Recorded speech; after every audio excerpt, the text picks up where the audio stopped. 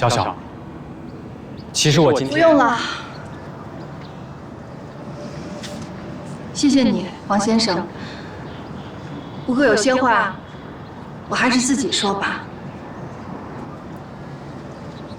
因为我不想再在这个舞台上演戏了。他这要干嘛呀？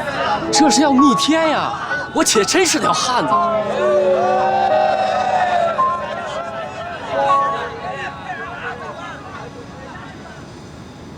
前段时间，我在网上看到一篇文章，文章的题目叫《中国父母都是逼婚达人》。我当时看到这篇文章的第一个想法就是，我一定要把这篇文章给我的妈妈看。我希望她看完之后，能够理解我们这些到现在还因为种种原因没有结婚的大龄青年。我来了。带着那个被包装过的 MV， 带着言不由衷的谎言，还有并不真实的微笑。毋庸置疑，结婚确实是人生当中最重要的几件事情之一。在这个相对开放和自由的年代，对于很多年轻人来讲，结婚却饱含着许多难以表达的苦衷。结婚对于我们来说到底意味着什么？它是人生的一种阶段，是爱情升华的结晶，还是一种责任的表现？它是在我们传统的理念当中，到了适婚年龄就一定要做的事情，为了满足我们的父母，还是只是传宗接代？我不知道在座的有多少人有认认真真的想过这个问题，但是我相信每一个人的答案都是不一样的。这里没有对或者错，但是不同的答案会把我们的婚姻生活带来不同的结果。那么究竟幸福与否，就只能是如人饮水，冷暖自知了。也许有一天，我们会突然发现，曾经的那个慎重又或许随意所选择的婚姻，会把我们带到一种完全无法想象的境地。曾经热恋中的人们，被婚姻浇灭了所有炙热的激情。追求顺其自然的人们，会发现婚姻中太多的东西是他们无法背负的。遵循传统的人，也会意识到，真正把他们逼向绝境的，就是那份传统。而被结婚的朋友们，会为自己当初没有坚持自我而感到后悔莫及。结婚本来是一件让大家都幸福的事情，可是今时今日，却让我们离幸福越来越远。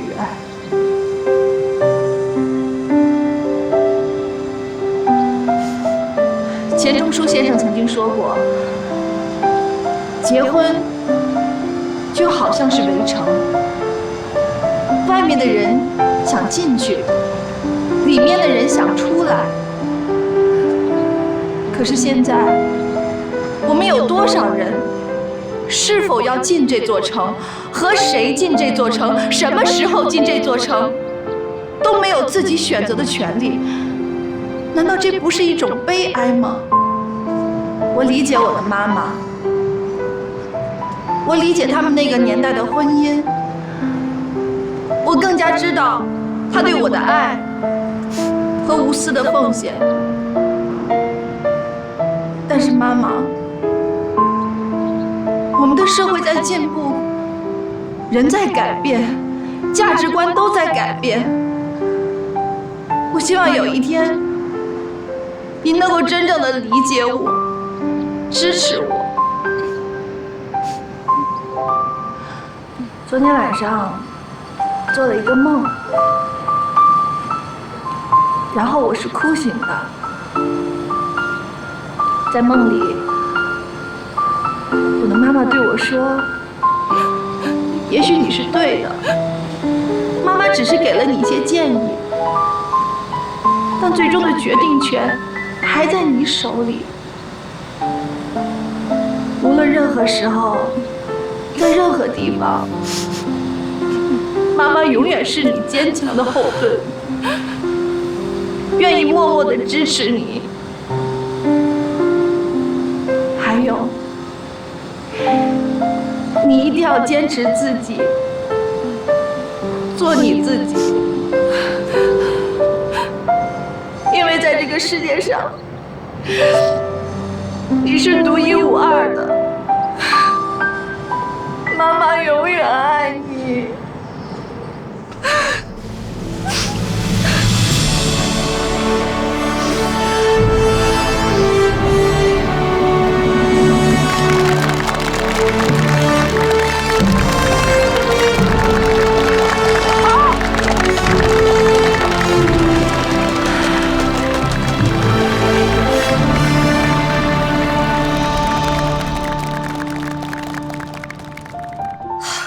小小多好呀，这样的儿媳妇儿上哪儿去找呀？不过他说的好像也不太对，他妈不是也为他好吗？是吧？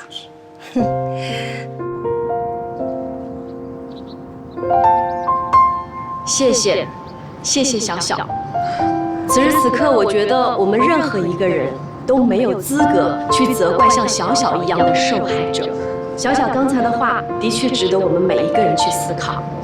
无论你的角色是子女、父母，你都应该想一想，面对现在和传统的冲突，面对观念的不同，我们的婚姻到底该如何选择呢？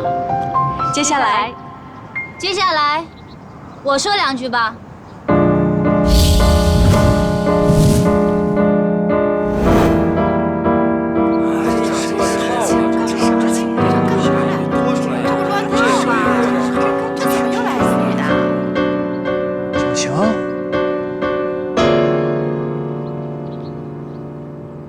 这不是洋洋偷拍的那个照片里那姑娘吗？妮娜姐，她是谁啊？我去找。等，看她能玩什么花样。我们需要的是关注度。你来这儿干嘛呀？一会儿你就知道了，而且你一定会感谢我。对不起，您不是我们的嘉宾，请您。唐小姐刚才说的话让我很有触动，我上来就是想问一句话，可以吗？你问吧。唐小姐，我理解你所有的苦衷，但是你所说的这一切，真的是能当成你怀着孕还来参加相亲活动的借口吗？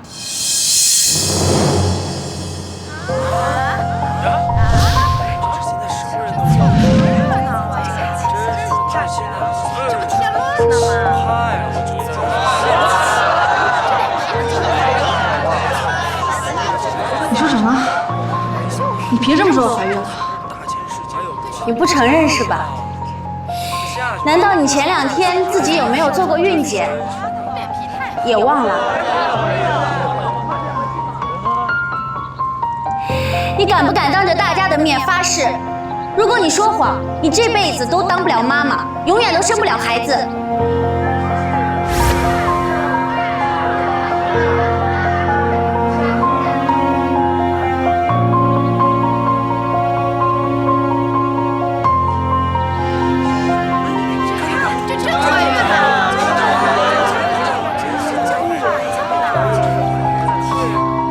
他现在的这个举动，应该说明一切问题了吧？看，哎，这反应还挺大呀！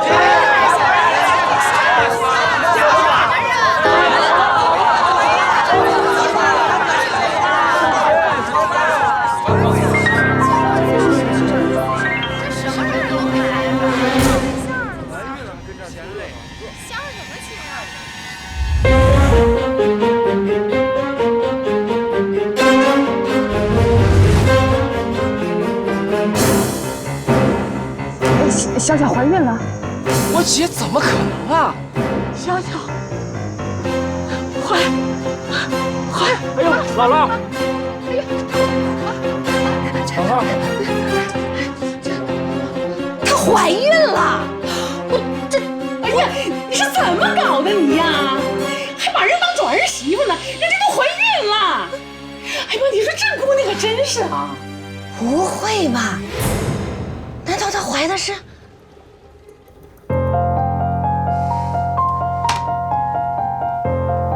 真是荒唐。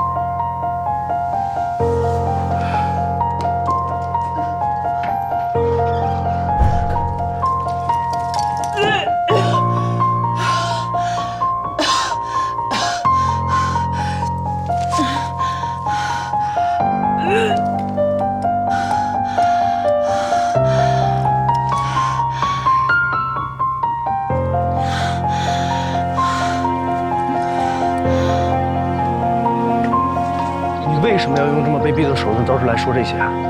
我卑鄙还是他卑鄙？他怀着别人的孩子跟你谈恋爱，我都打过你电话好几次了，约你想告诉你，可你不给我机会，那我不到就说我到哪说呀？你想过后果吗？当然想过了，可我就是想告诉你，这个女人根本就不值得你去爱。我是为了你好，要不然你还傻了吧唧的对人家好呢。为了我好，我早知道她怀孕了。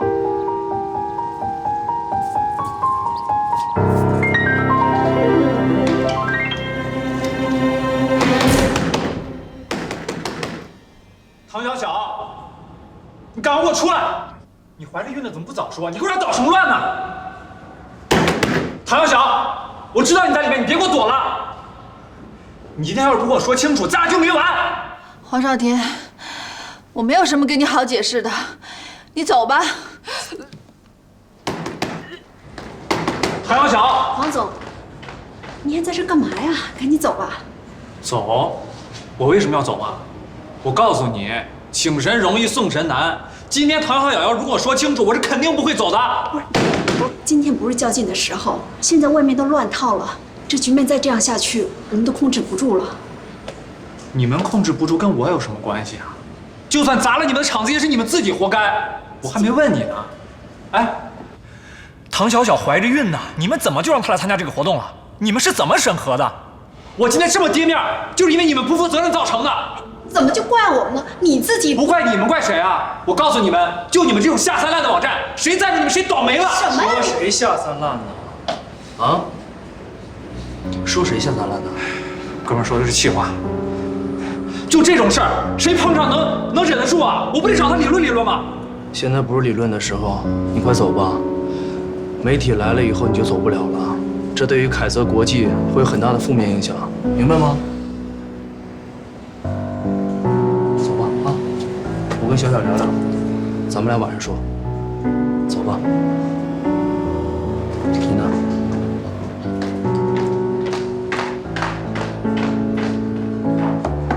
小小，出来吧，他们都走了。希姐，我想一个人静一静，真的不知道该怎么面对这一切。小小，我想到了一个好的办法。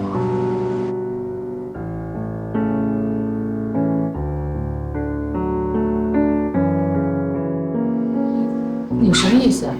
哦，让小小假装怀孕，是为了帮你炒作这个活动啊？对，阿姨是这样的，现在活动都需要惹人眼球的事件，要不然哪能火呀？我也知道这不是什么正道，但是大家现在都这么做，别说我们这个小活动，就大明星都是这么炒出来的。哎，那个希姐啊，你们这些行规啊，叔叔不懂，所以呢也不多评论什么。哎，可是你们这种炒作，他不顾及任何后果吗？这小小啊，现在是一个没结过婚，而且现在还没有对象的姑娘，哎，就冷不丁让她上这个舞台上，哦，这个活动上，让她怀了孕，你说她让她以后怎么去做人呢？啊，再说啊，这次活动是网上直播吧？上次那个视频的恶劣影响还没过去呢，这倒好，我们家小小就彻底翻不了身了。所以啊，我想问问你啊，你们网站打算怎么去解决这个问题？这个爸，您跟我妈在这件事情上怪不着人家王希杰，都是我自愿帮她的。有你这么帮人的吗？自己的脸豁出去都不要了。哎呦，就是啊，小小，这救命之恩也不过如此了呀！你不头晕吗？否则还出来干嘛呀？赶紧来，赶紧！我不出来行吗？我不放心呢，我。哎呦，小小，跟姥姥说说，为什么非得这样帮他？就是的，赶紧说呀！妈，您还记得您第一次逼我去参加相亲活动吗？那段时间我负责的那款新车滞销特别严重，所以我们在活动上就做了一次危机公关，后来效果特别的好。其实那一次的危机公关都是王希杰帮我策划的，事后他还没有经过公司的同意，就把那段视频发到了网上去。您知道吗？这还好是没出什么事儿，如果要是出了事儿，他连饭碗都保不住了。您说，这个忙我能不帮吗？哦，合着是希杰冒着很大的风险成全了你一次。哎，那么小小，那不管怎么样，这个问题总得想办法去收场吧。叔叔您放心，等这事儿降温以后，亲自接盘，把这事儿圆过去。不是，你来接盘，这事儿跟你有关系吗？不瞒您说，今天在台上指责小小怀孕的姑娘不是别人，她是我前女友。啊，你前女友？对，姥姥，这么大盘棋，别人我也不放心啊。我想好了，我就跟他们说，我前女友想跟我重归于好，把唐小小当成了情敌，大闹活动现场，又赶上小小身体不好，临时退场，大家误认为妊娠反应，这不就圆过来了吗？哎呦，不是，这也太离奇了。叔叔，这的确有点不靠谱，但是说1000道1万，现在我们只好用这种办法了，这样我们也好操作。再说了，这周瑜打黄盖，一个愿打一个愿挨，有些观众还挺喜欢这个，明知道被忽悠了，他们看的时候还高兴的跟洞房花烛夜似的，你这有什么办法呀？就是，哎，哥，你这脑子也太活分了。那回头我姐不仅能恢复名誉，而且还能靠着双重受害者的身份博得网民好感呢，是吧，姐？浩浩，你姐怎么就成了双重受害者了呢？当然是双重了，姥姥。那我妈逼婚这账也得算上啊！啊，你说什么呢？哪壶不开你提哪壶。小小，你今天在台上说的那些话，妈呀，不是不明白，但是你得为妈考虑考虑吧。你说你要是不结婚的话，哎呀，妈这心里啊，什么时候都不踏实。你说，就算这现在的时代变了，哎，可不管怎么说，你这岁数也该结了吧？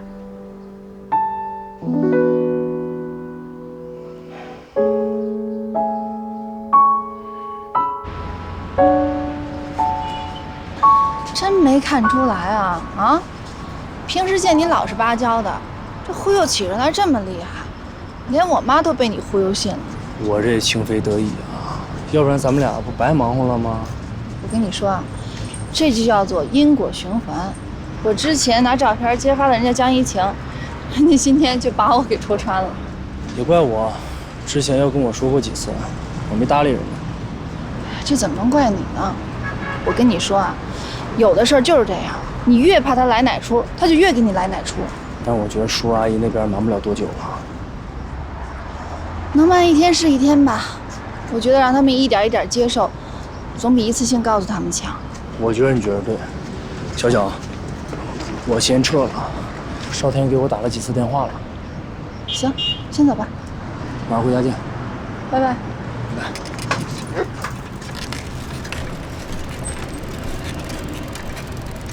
爸。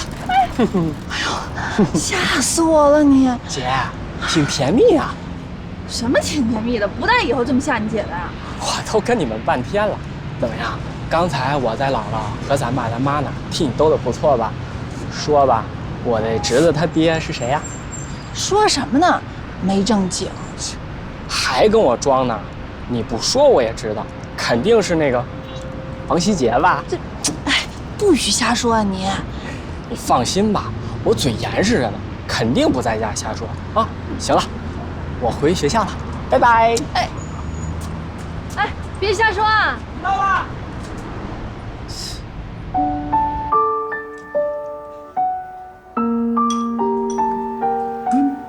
这王希杰刚才说的有鼻子有眼的，可我怎么都觉得，怎么那么不靠谱啊？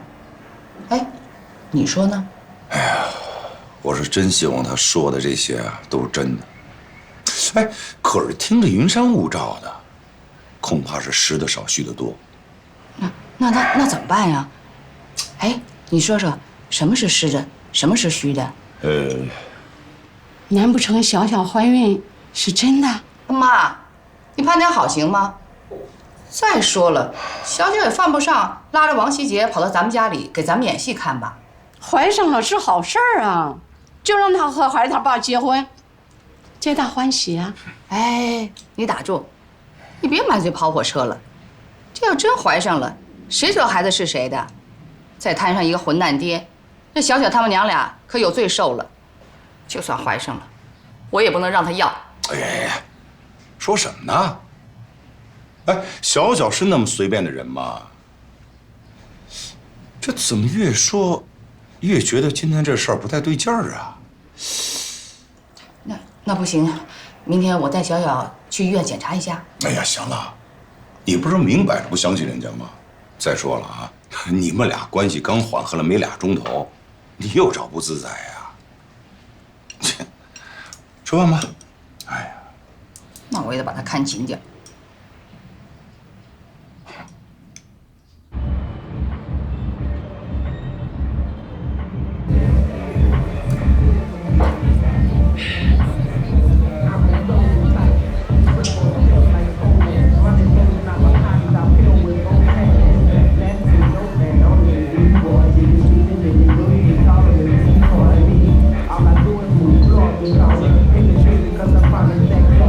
一个人啊？你怎么才来啊？来喝，没少喝呀。别不痛快了啊！我不痛快大发了。你说这唐小小还想怎么耍我？这有点太过了吧？我倒觉着，唐小小完完全全考虑到你的感受。你看啊，如果他真的想让你下不来台，那他为什么不等到你说牵手的时候，他撅你呢？再说了，他从头到尾就没提你跟他妈欺负他的事儿，这还不算给你面子吗？可是他答应跟我牵手了吧？哎，把我挥到台上干杵了那么长时间，算怎么回事啊？多丢人呐！他同意跟你牵手了吗？没有吧？他跟他爸通电话的时候，我可是从头到尾都听到了。他说实在是被逼得受不了了，所以同意参加我们的节目。他可没说要跟你牵手，是不是他妈认为同意参加我们的节目就等于同意跟你牵手了？他那妈更不是东西。我第一次去他们家就觉得有点不对。哎，我拍那视频影响多恶劣呀！我就道了个歉，表了表决心。虽然说我态度特别真诚，那他妈也不至于一拍脑门子就把小小许给我了吧？果不其然，这是一大坑啊！这什么坑啊？谁挖的？你还没琢磨过味儿来呢？啊！要是小小跟他妈是一条心的话，那我这现成爹就直接当上了呀！这比戴绿帽子还窝囊呢。天儿啊，天儿，咱们就别把自己当成是阴谋论患者啊！小小他妈那脾气你也知道，见了一次你应该很清楚是吧？他们娘俩就是那种直肠子，没什么心眼，但是心地还很善良，对不对？你说，小小怀的到底是谁的孩子呀？还碰巧去的江一晴他们医院做的孕检。看我干嘛呀？我可没这么好的福气。你真想多了，就凭你，哪拿得下人唐小小啊？唉，你说他都这么对我了，我怎么还是挺想他的？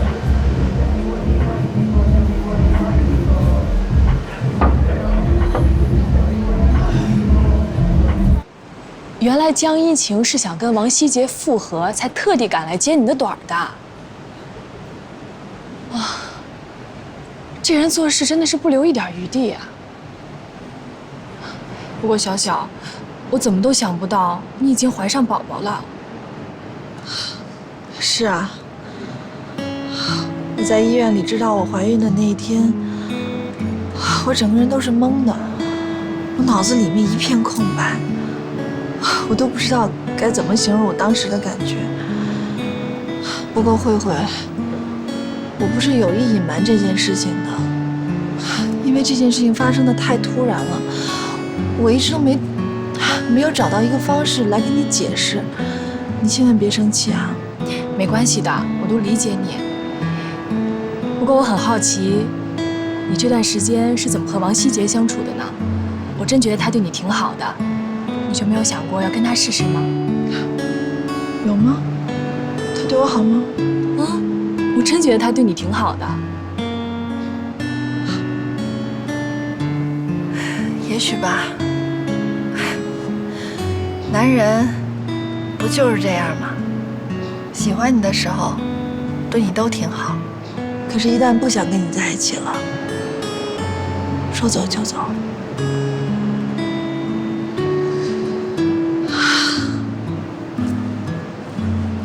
慧慧啊，我觉得我可能还没有完全从和顾军的感情当中走出来。说真的，有的时候我挺恨他的。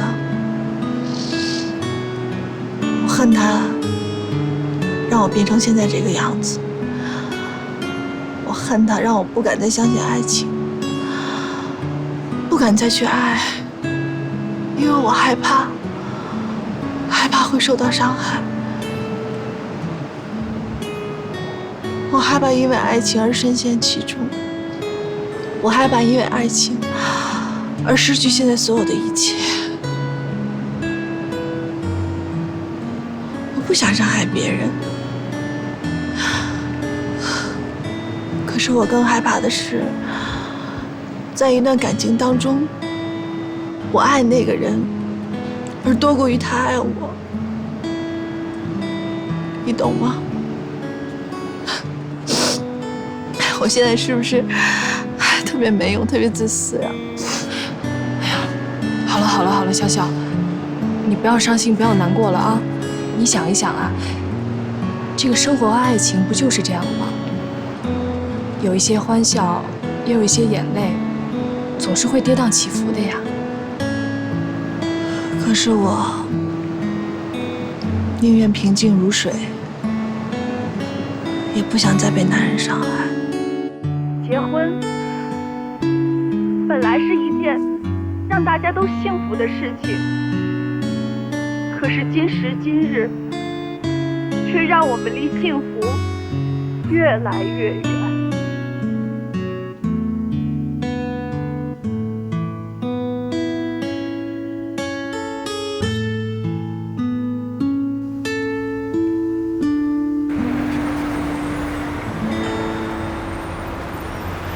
街道车水马龙，你的对象有阿龙阿龙阿龙。小小怀的孩子是你的吧？妈，你敢不敢别总给我编故事啊？谁编故事了？要是没事，你干嘛心虚？哪儿虚了我？哎呀，妈，你对我太有自信了。您知道唐小小有多少人惦记吗？追她的人开着车来，分单双号都能在我们小区盘3、4圈。我一没车的人凭什么喜欢我呀？就冲着你俩合租一屋，这孩子肯定是你的。妈，您这什么逻辑呀？就是房东租我房还送我一姑娘呗，这不承认是吧？我承认什么呀？是，我在小小妈妈那儿受了点委屈，但是咱要是把她闺女娶进来了，不是一样受她气吗？只要你能把小小娶进门，这点委屈呀，妈都能忍。哎呀，妈，你是最可爱的人，但是没这故事。咦，你小子啊，你是不是不打算对人小小负责呀？我告诉你啊，你对别的姑娘我不管，你要是敢负了小小，我跟你没完。小小是您亲生的吧？我是把您捡来的呀。少跟我废话，我改天呀，我去问小小去。别，妈呀，您可千万别去烦他们家了啊！昨天我去了他们家，我给小小做了伪证。我说爆料怀孕这事儿啊，是为了给我们公司那活动炒作，你全家烦着呢。那人家能信吗？肯定不信呐！这分明就是小晴和小小争风吃醋呢，是小晴给小小下的绊儿。哎，你说就冲这事儿，小晴这姑娘呀，肯定不能要，心太毒。怎么了？哎妈，你别说了，头疼。头疼就对了，说明这孩子就是你的。看我，你看。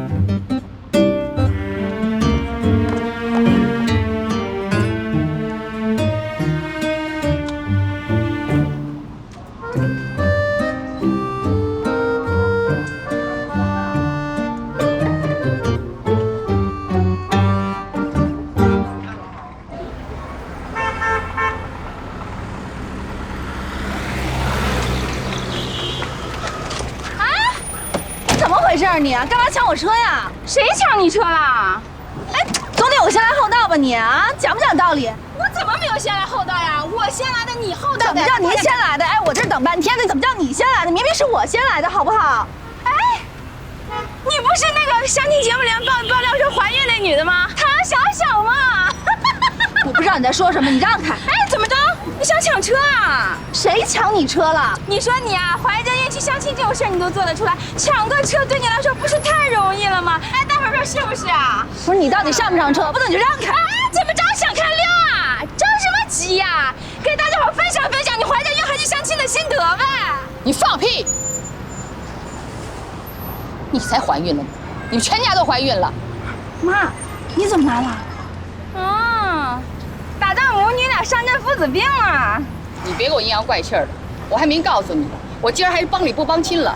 我在那边看了半天了，人家打的打了好长时间都没打上啊，好不容易来了一辆车，你一闻着味儿你就窜过来了，就你那速度，好些个4条腿都赶不上你啊！我没有啊，没有什么你没有啊？啊，今儿你能在这里抢车，明儿你就能在地铁里抢座。什么随地吐痰的、插队啊、坐车不买票，我还有中国式过马路，不都是你这种人干的吗？你说你现在还没上岁数呢，你要上了岁数，碰瓷的毛病一准得沾上。哎你，现在的世风日下，人心不古，不都是你这种人闹的吗？你说你在自己家里给自己家里添点堵就算了吧，你干嘛非得出来给别人找不痛快啊？你积点德好不好啊？啊，对了，麻烦你件事行吗？什么？就你这样，甭出国旅游了啊！我现在一看见电视上人家外国人说咱们中国人没素质，我就来气啊！我们中国人不都是他们说的那样？你说怎么能那样呢？就他们在国外干的那些事儿，我看着都觉得害臊。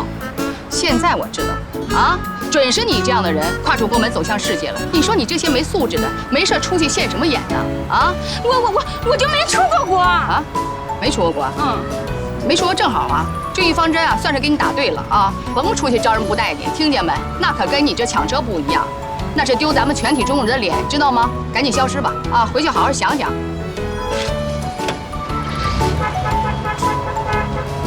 妈，吧，散了吧。哎，等等啊！我跟你们说一声啊，我们家小小那不是真的怀孕啊，那她是帮朋友炒作那个活动的，过2天啊就能辟谣了，甭出去以讹传讹啊！别怪我没提醒你们，到时候传播超过500遍就真够拘你们的。行了，说完了。哎呦，妈，这是1级棒，您怎么跑这儿来了？你到这药店来干什么？啊？你告诉我，你是不是真的怀孕了？没有，谁真怀孕了？我不是都给您解释清楚了吗？那店里的服务员可说你买的是叶酸，那是怎么回事啊？叶酸？啊，我是给那个娜娜带的，她怀孕了，就是那大圆脸、那红毛那个娜娜，您记得吗？那个我还有事儿呢，我就不跟您说了啊，我先走了啊，拜拜拜拜。哎。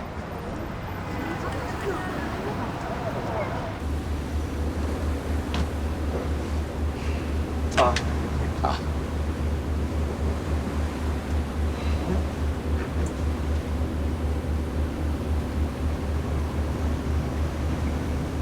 行了，你就别再耿耿于怀的了，这已经是最好的结果了，至少你没在那次活动上丢人吧？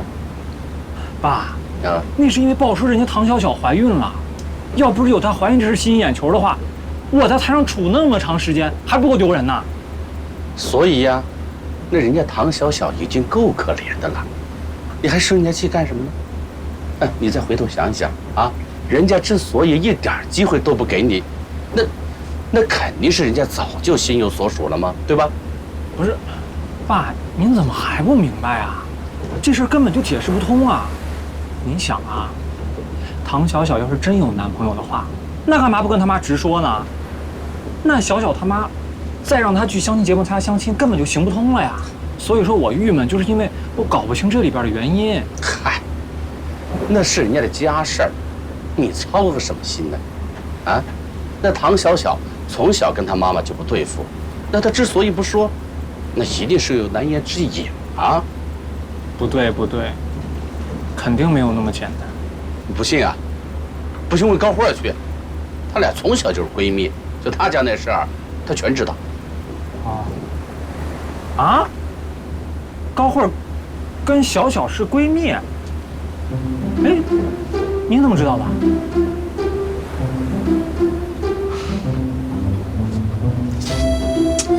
行啊，老黄，瞒的时间可真够长的，我可真没看出来。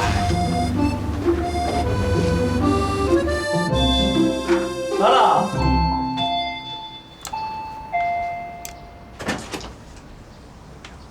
阿姨，阿姨好。那个小小不在家，我给她打电话让她回来吧。打什么电话呀？不用打啊，我就来拿点东西。那个阿姨，您别进这屋，她不喜欢外人进这屋。就是这样的话，我。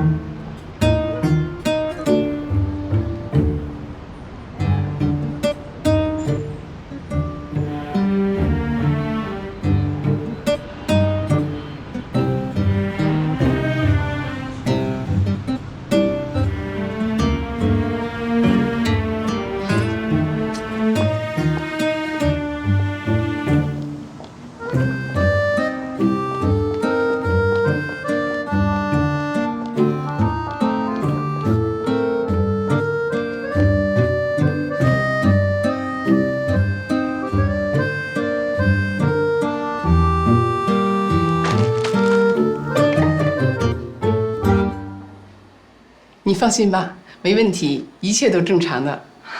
谢谢大夫啊。哎，不客气，谢谢。好，那你走吧。哎，好。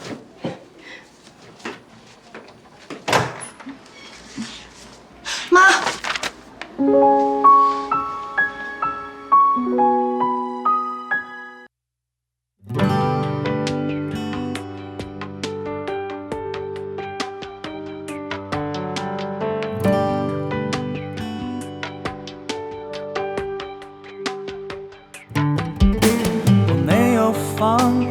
没有车，也没有对象，我没有忧，没有愁，整天乐呵呵。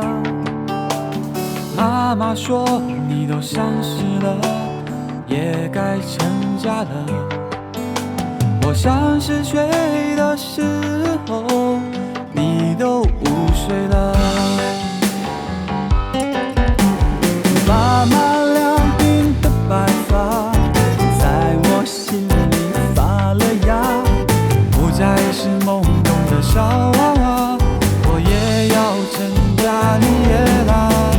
妈妈两鬓的白发在我心里发了芽，不再是懵懂的小娃娃，我也要成家立业啦。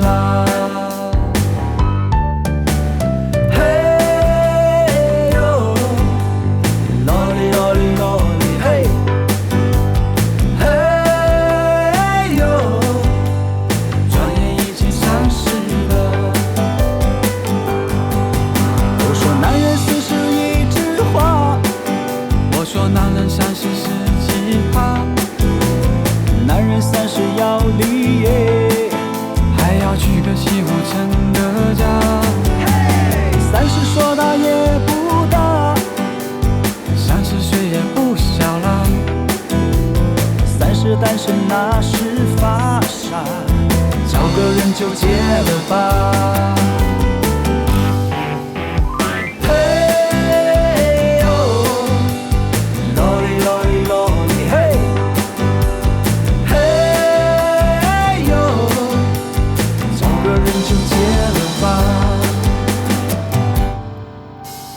大家赶紧结了吧。